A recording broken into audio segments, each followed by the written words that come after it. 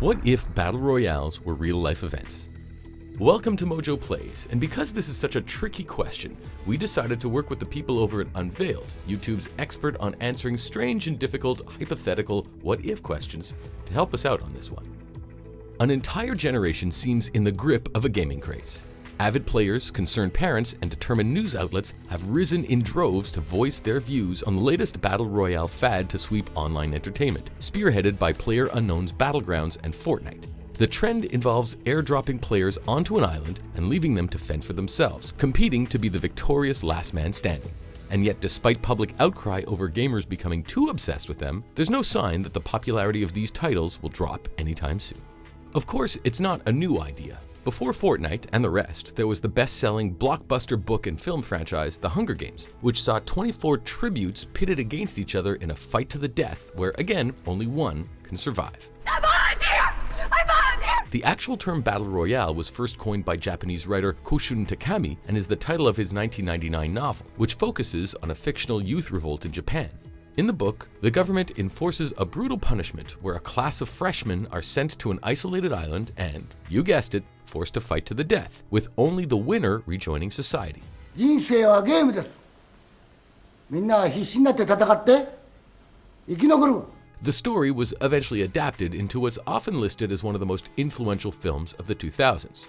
Even further back, themes of isolation and violence were also central to William Golding's 1954 novel, and a staple on any high school reading list, Lord of the Flies.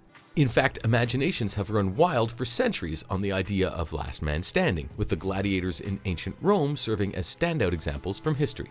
Are you not entertained? Back in today's world, the concept has clearly caught on. But what if a battle royale was not the stuff of fiction, but an actual real-life event? It's the ultimate concern for some groups already lobbying to have Fortnite banned because of the negative impact they believe it's having on youth culture.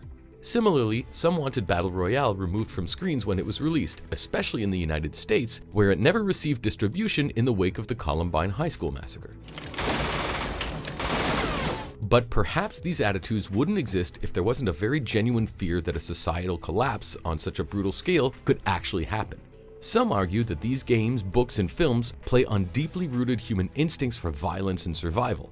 For others, they show how easily society can be shaped and manipulated into following even the most unlikely trends. Either way, what would a real-world battle royale look like? Do you remember this year? Oh, of course. Oh, one of my favorite years, and one of my favorite arenas. If awesome alternate realities like this one are exactly the kind of thing that you're interested in, check out Unveiled. There's plenty more where this came from. At first, examples of actual violence would likely vary wildly from person to person. Some players may struggle to grasp the gravity of their situation, still hoping that they could somehow escape it some other way. On the other hand, some would likely give in to their primordial instincts and capabilities, resorting to murder from minute one. In a battle royale, nothing can be gained without a fight, not food, water, weapons, or a place to rest. Even the very air you breathe could be part of the cutthroat competition. So the most immediate resource to try and seize would probably be a means with which to defend yourself, and these would presumably be scattered around the general arena, a la Fortnite and PUBG. Or perhaps battle organizers would opt for the Hunger Games approach, wherein weapons are located at your starting point and it's up to you to claim them. However, as Katniss and company have shown, going all out at the beginning could prove fatal, because if anybody arms themselves before you do, you might end up facing down a shotgun with your bare hands, and you're not likely to survive that encounter. But say you're one of the lucky few who gets a weapon and then gets out, you'd then have a decision to make, what to do with it. You might not even know how to load a gun, let alone kill someone with it. In fact, shooting, swinging, firing, or detonating any weapon could prove tricky without the right training. And that's before we've even breached your psychological willingness to implement anything that might hurt someone else. Allegiances would be of the question though, since mistrust and paranoia would rule. Forget safety in numbers, gun-toting groups would only breed suspicion. That said, other players aren't the only or even the most significant threats in a real-life scenario. Starvation and dehydration would likely wipe out more battle royale contestants than anything else, along with sickness and injury, when you can't just pick up a convenient health pack and heal. Don't ignore the survival skills. Everybody wants to grab a sword, but most of you will die from natural causes. 10% from infection, 20% from dehydration. Exposure can kill as easily as a knife. You would need to either hunt or scavenge all of these supplies, and even then, you'd need to know how to prepare a safe meal, filter and purify drinking water, or correctly dress a wound. If our real-world Royale was a spectator sport, then most of the time viewers would simply be watching someone slowly deteriorate before expiring in a bleak and lonely, though non-violent fashion. Not quite the guts and glory bloodfest that organizers might have been aiming for. But the question of food does highlight another grisly possibility: cannibalism. Historically, when placed in dire, desperate, and isolated situations, humans have been known to turn to this most taboo of practices. If our scenario has methods to frequently shrink the field as seen in all the films and the games, then matches shouldn't last long enough for this to be a major concern, unless a contender is especially sadistic. However, if our real-life event was without time limits, then you just never know.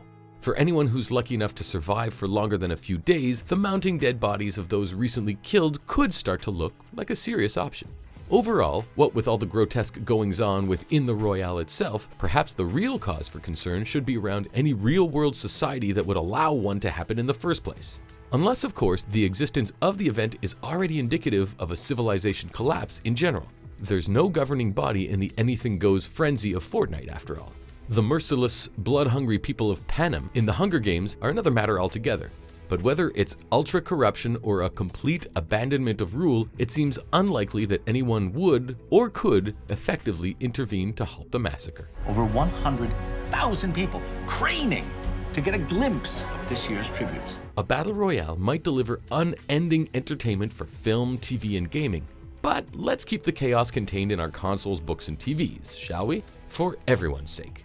And just while we're on the subject of things that are definitely a good idea, don't forget to head on over to Unveiled and subscribe. If you can think of a question, they can give you the answer. Thanks for watching Mojo Plays. Be sure to subscribe and click on the link in the description below to check out our suggestion page and vote on what content you'd like to see us cover next.